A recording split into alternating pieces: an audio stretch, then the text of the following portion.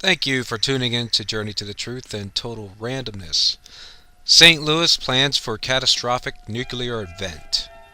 Disaster plan developed for use if St. Louis landfill fire reaches buried nuclear waste. I'm going to read an article here in regards to the underground fire they have at a landfill. And the danger here is that the fire is heading towards another landfill where they've been storing radioactive waste, nuclear waste, and even waste from the Manhattan Project, from when they first developed the first A bomb. So here's the article.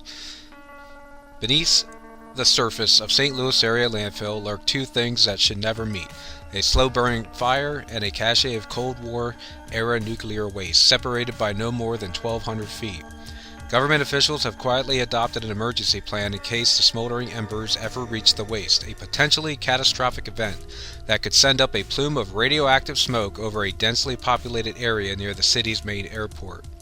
Although the fire at Bridgeton landfill has been burning since at least 2010, the plan for a worst-case scenario was developed only a year ago and never publicized until this week, when St. Louis radio station KMOX first obtained a copy.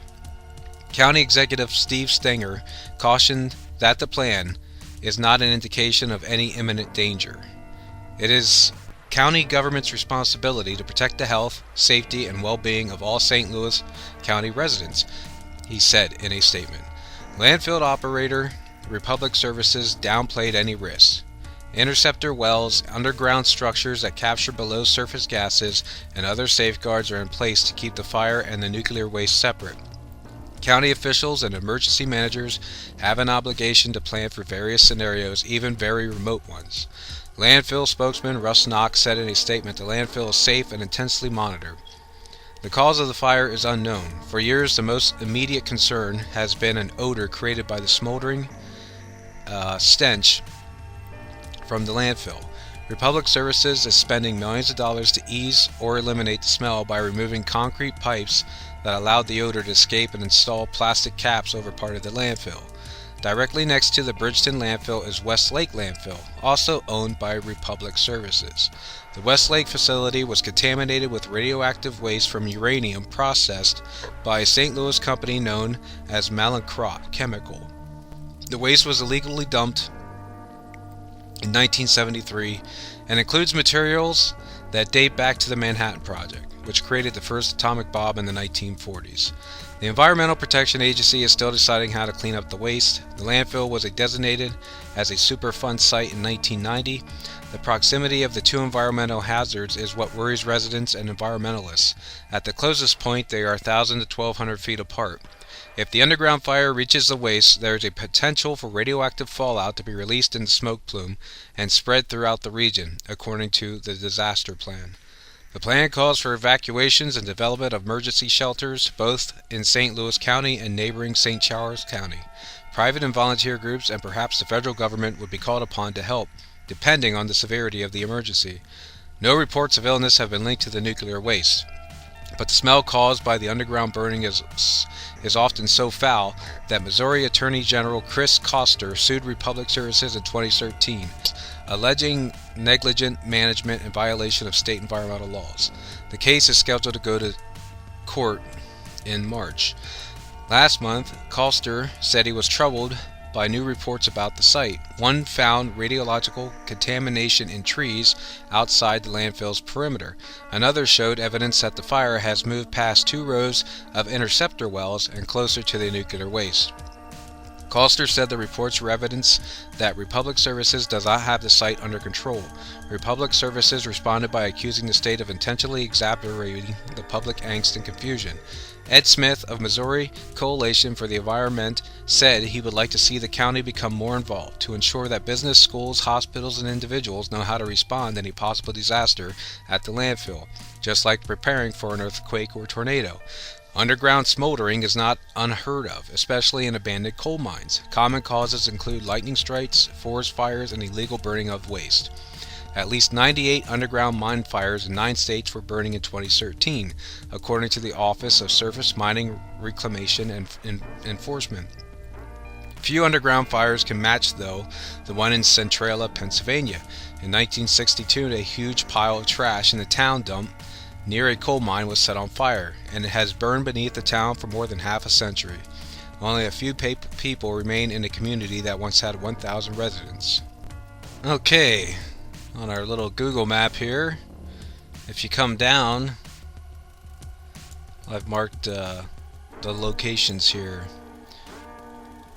Here's the Bridgeton landfill, and here's the Westlake landfill.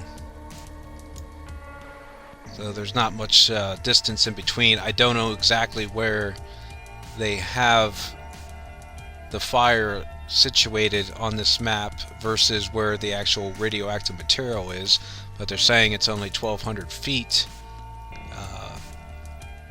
between both the fire and the radioactive waste.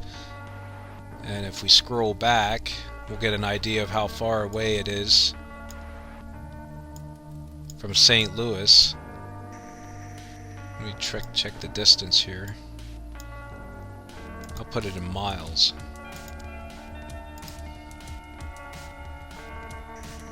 So it's about 15 miles from St. Louis. So they really feel that these smoke plumes could actually spread this radiation pretty far, over 15 miles.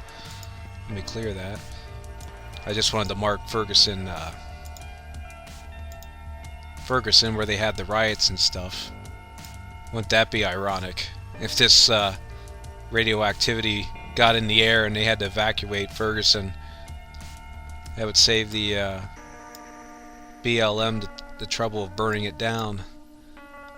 But anyway, if they're thinking 15-mile radius, then that would be this entire area right here. So you have all these towns that they would possibly have to evacuate, including St. Louis. Now they mentioned Centralia in the article, which is a town in Pennsylvania that's been burning for like the last almost 60 years.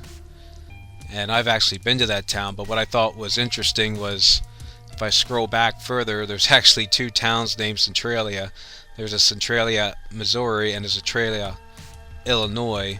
And these two landfills are like right between both of them. They're almost like equal distance. But if we scroll up to where the Centralia in Pennsylvania is, and I've actually been to this town.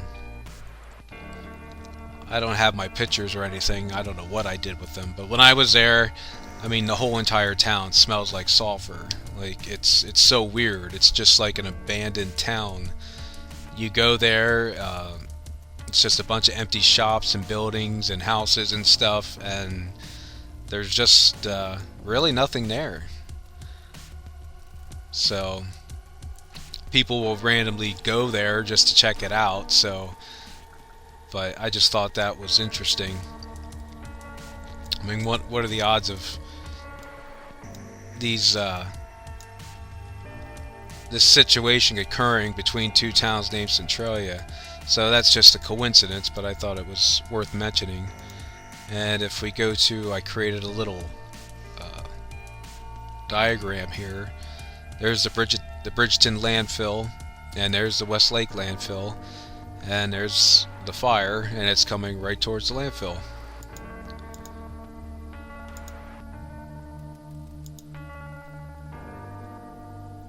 So,